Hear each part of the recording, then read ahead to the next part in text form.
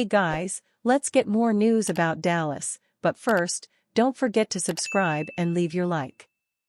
Beloved former Cowboy calls out Mike Zimmer on MNF for baffling Micah Parsons' usage.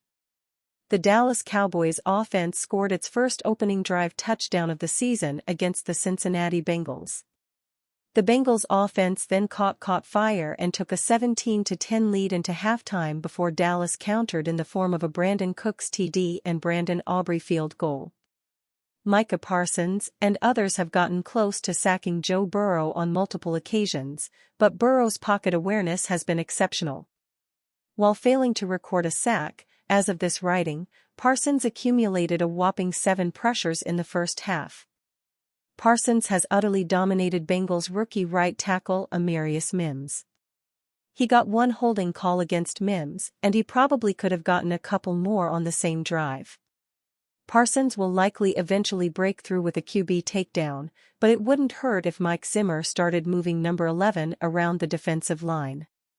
One former Cowboy is tuned into the game and threw Zimmer under the bus in pointing out Parsons' sack output, or lack thereof. Gilly from the top rope on Monday Night Football. Didn't see that coming?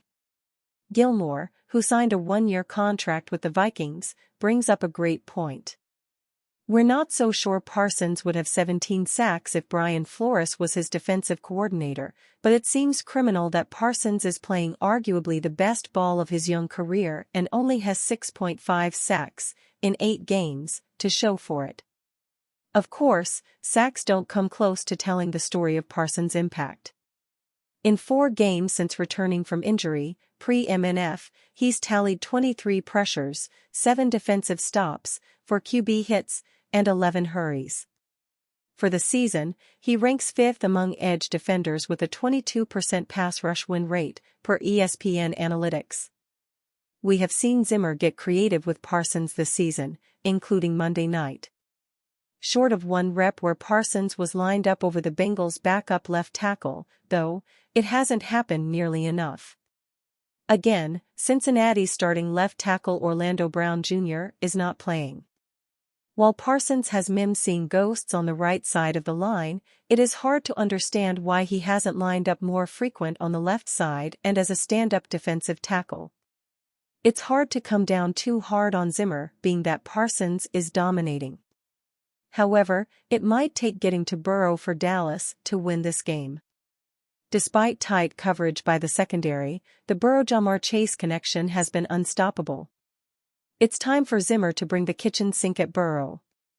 Cowboys' special teams gaffe allows Bengals to snap skid. The playoffs might be a far-fetched dream for the Cincinnati Bengals, but at least their losing streak is over after a 27-20 win over the Dallas Cowboys, whose special teams mistake late in the fourth quarter sealed it. The Cowboys deflected a punt but then touched the ball, which was recovered by the Bengals at their own 43 with 1:53 left.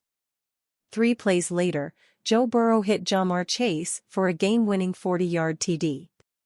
Cincinnati's win against the Cowboys snapped a 3-game skid for a squad that mathematically remains in playoff contention, even if the likelihood of reaching the postseason is very slim.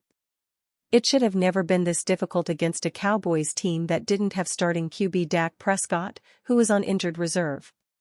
But through 13 games, Cincinnati has proved it can't take anything for granted.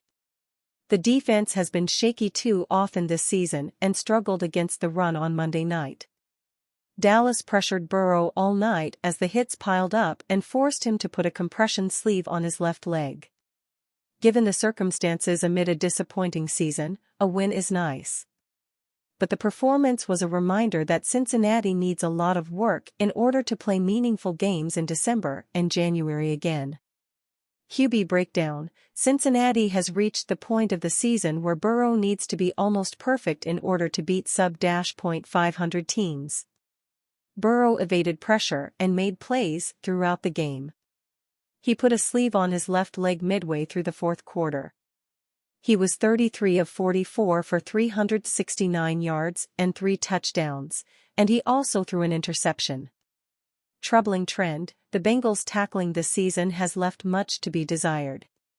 That was apparent when CeeDee Lamb had 42.8 yards after catch over expectation on a quick throw that turned into a 43-yard gain. Coming into this week, Cincinnati allowed the third most yards after contact in the league, according to ESPN research. Despite swapping out starters and adjusting the rotation, that issue hasn't been solved. Eye-popping stat: Chase loves the national spotlight. He now has 4 straight 100-yard receiving games on Monday Night Football, becoming the first player to have 100 receiving yards in each of his first 4 career MNF games. Overall, Chase tied Randy Moss, Devontae Adams, and Cooper Kupp for the most 100-yard games in MNF history. The Bengals fed Chase throughout the game and helped him bolster an All-Pro case that is looking pretty strong. He finished with 177 yards on 14 catches and 2 TDs. Chase is also eyeing a triple crown, leading the league in receptions, receiving yards, and receiving touchdowns. Not too shabby for a guy looking to break the bank on his next contract. Biggest hole in the game plan: stopping Rico Dowdle. The fourth-year player hasn't exactly torched defenses throughout his career. But the Bengals struggled to contain him. He averaged 7.3 yards per carry, which was a career high. It continued a trend of a shaky run defense for the Bengals this season. Coming into Monday night, Cincinnati ranked 30th in the league in defensive rush success rate, per ESPN research. Jason Kelce calls Dallas the butthole and armpit of America. Former Philadelphia Eagles star turned ESPN NFL analyst Jason Kelce has become a beloved figure in sports media in his first year covering the NFL. But on Monday, he ensured that one fanbase who already wasn't overly fond of him won't be having a change of heart anytime soon. Kelce, of course, has plenty of experience facing off against the Cowboys over the course of his 13-year NFL career. And despite how the Eagles are the far better team of the two this season, the Cowboys actually gave Kelce quite a hard time over the years. In 24 career games against the Cowboys, Kelce and the Eagles were just 11-13 against Dallas, which makes the Cowboys the team that Kelce lost to most in his career by a wide margin. Now that his playing days are done, some would think that Kelce may want to get in the good graces of Cowboys fans. But if Monday's edition of Monday Night Countdown was any indication, that is not the case whatsoever. The Monday Night Countdown crew was joined by the animated versions of Drew Carter, Mina Kimes, and Dan Orlovsky, who were on the call of The Simpsons' Funday Football alternate simulcast of Monday Night Football. The alternate cast took place at Adams Stadium in Springfield, which is of course the setting of The Simpsons. This led to Dan Orlovsky and Mina Kimes making jokes about how Springfield is the armpit of America's butt crack, which is a phrase that has been featured on The Simpsons numerous times. And you, fan? What do you think of the situation of Jason Kelce? Leave your opinion in the comments.